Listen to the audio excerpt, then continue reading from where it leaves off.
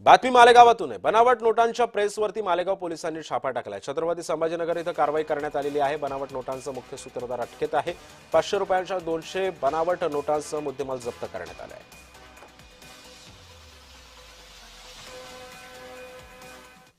गणेश खरे नावा के collection agent ने 89,000 रुपीज बैंक के खाते में भरे, जिसमें से बैंक के अधिकारियों को ऐसा ध्यान में आया कि 50,000 के 500 रुपए के 100 नोट नकली या बनावट रूप के हैं।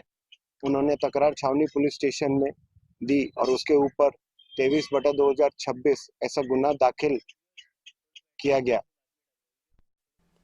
आपण पाहतोय सध्या मालेगावमध्ये पोलिसांनी ही कारवाई केलेली आहे। बनावट नोटांच्या या छापखान्यावरती पोलिसांनी कारवाई केली आणि या बनावट नोटा जप्त करण्यात आलेल्या आहेत। काही आरोपींना सुद्धा अटक करण्यात आलेली आहे।